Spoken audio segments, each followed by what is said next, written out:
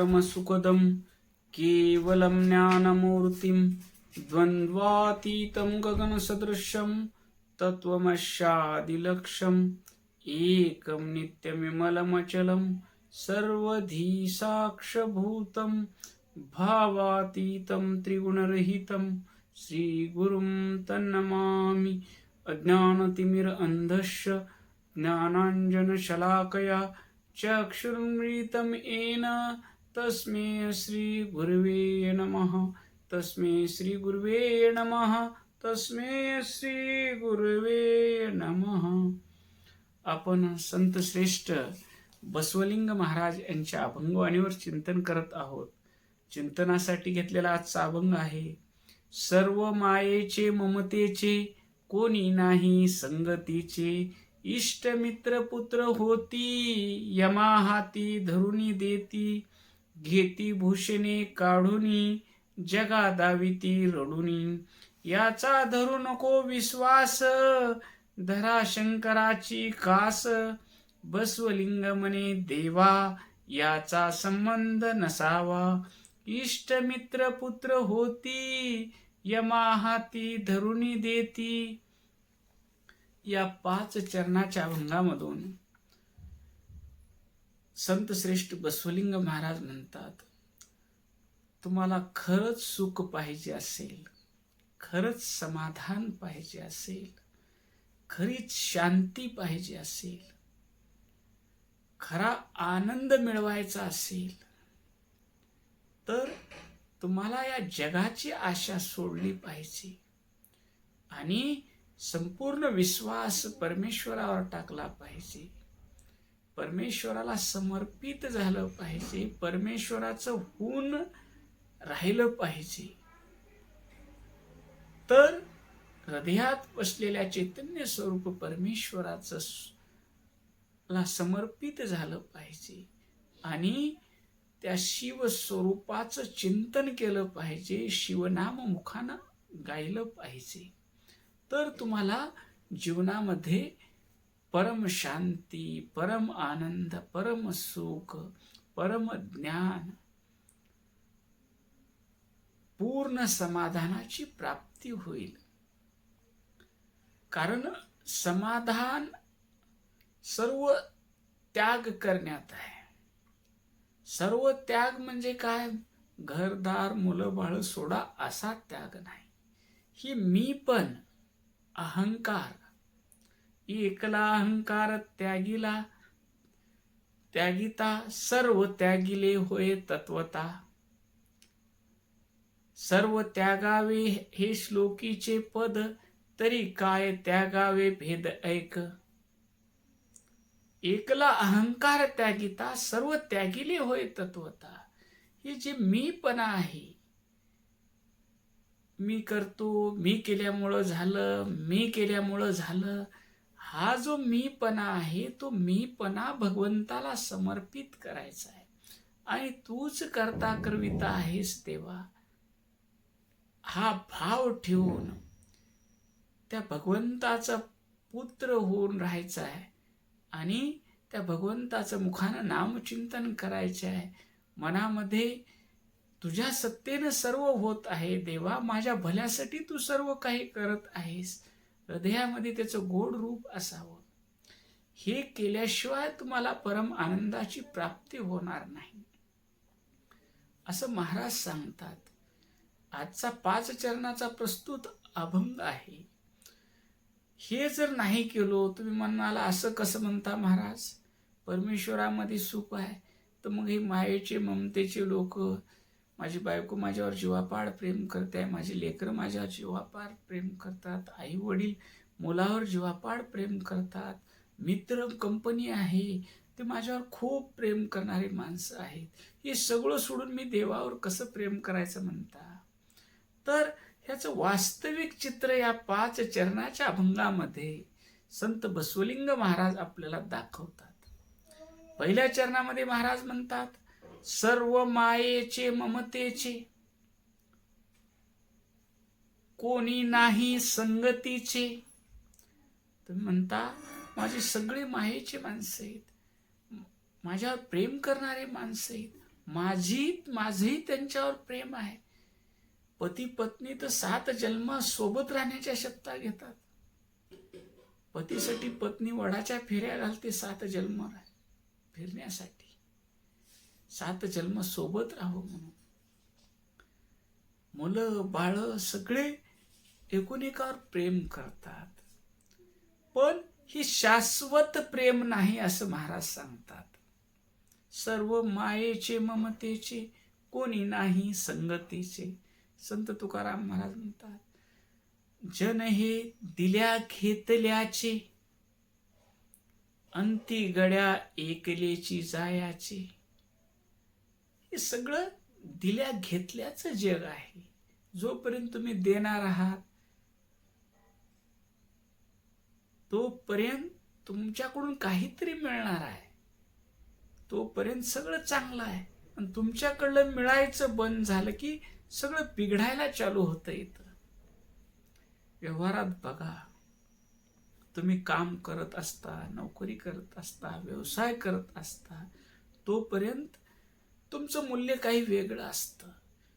तुम्ही सेवानिवृत्त होता, रिटायर होता, वृद्धपणात नाना आजार शरीराला जडतात आणि राबून तुम्ही घर बांधता, गाडी घेता, घराला पॉलिश फरशी करता, सर्व करता.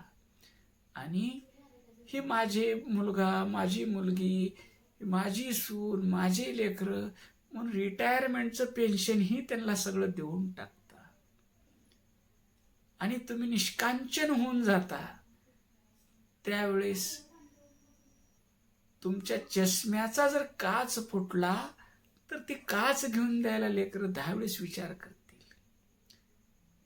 तुम्हाला गोळी औषध, तुम्ही आजारी पडला, तुम्हाला दम्यासारखा आजार झाला आणि तुम्ही घराचं थुंकू लागलात, तर तुमचे सुना लेकरं तुम्हाला या पॉलिश फरशीवर ठेवून घेणार नाहीत.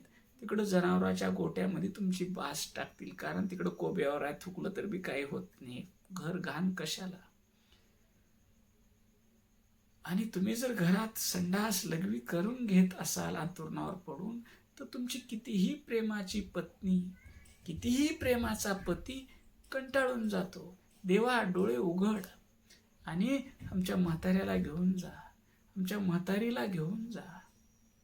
मुलं बाळ म्हणतात, कारण तुमचं कामधंदा बंद झाला, नोकरी व्यवसाय बंद झाला, घरात बसून काहीतरी लेकरं बाळ सांभाळायचं काम करत होतो तेही बंद झालं.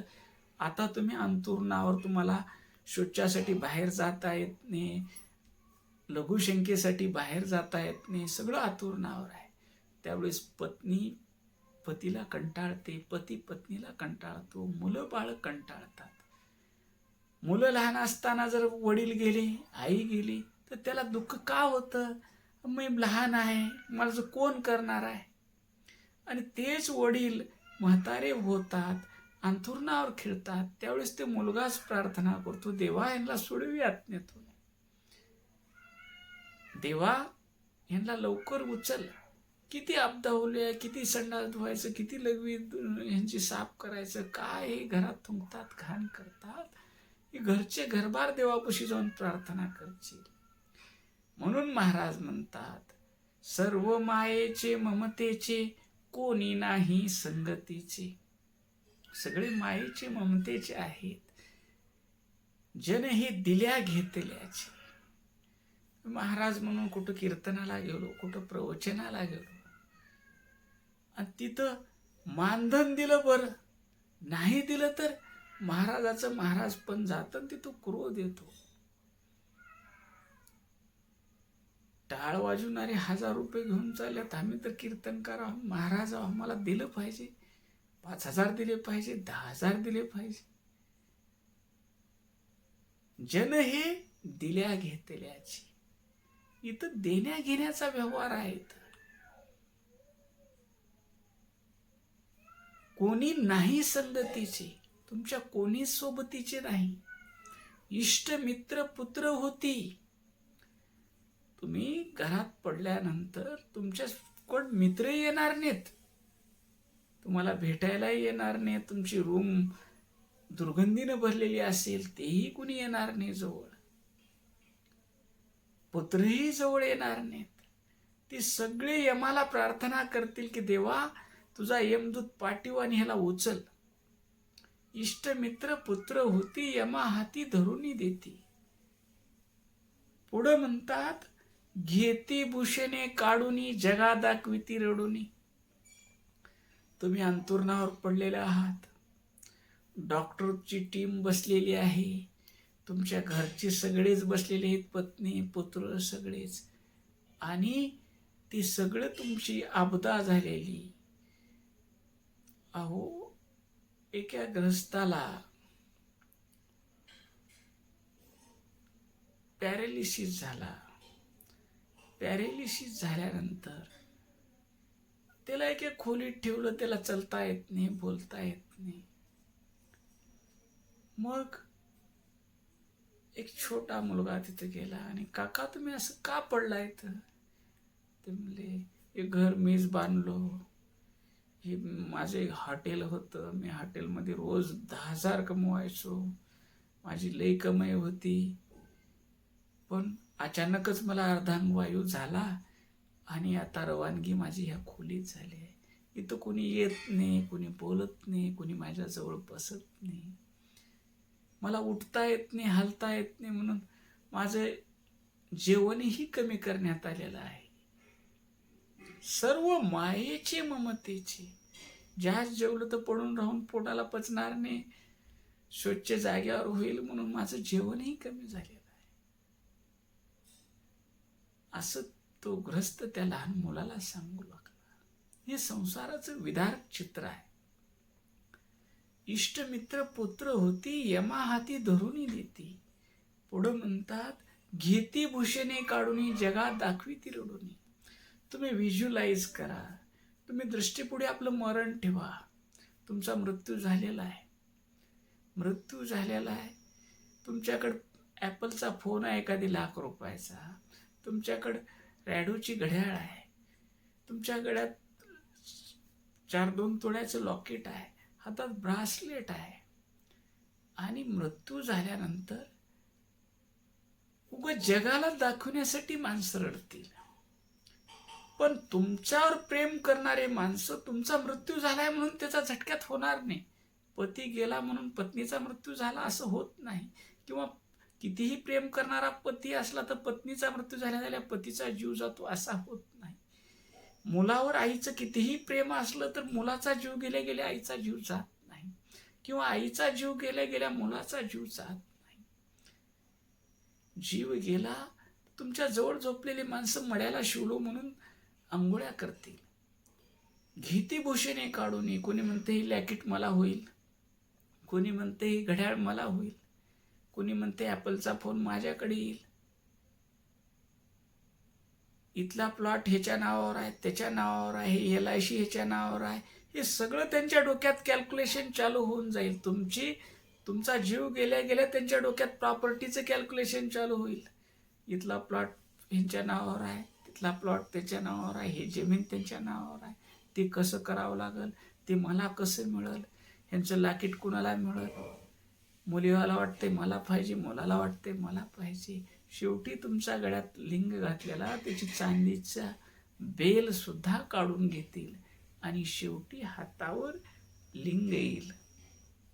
जो जन्माआधी लिंग गर्भाशी धारण शिवपंचानन सखा ज्याचा, तो शिवलिंग रूपानं तुमच्या देहासोबत त्याची समाधी केली जाईल. बघा तुम्हाला बशिवलेला आहे, खोट्या मारलेल्या आहेत, तोंड बांधलेलं आहे, सगळी माणसं कसं रडत आहेत, बाहेरचे तुमचे किती प्रेम करणारे मित्र म्हणत आहेत सावरा हो 10 वाजेस्तोवर माती करा, गावात कार्यक्रम आहेत, सावरा लवकर सावरा, सगळे तुम्हाला पोहोचवण्याची तयारी करत आहेत. म्हणून इथले संबंध हे काही शाश्वत नाहीत, हे खरे नाहीत.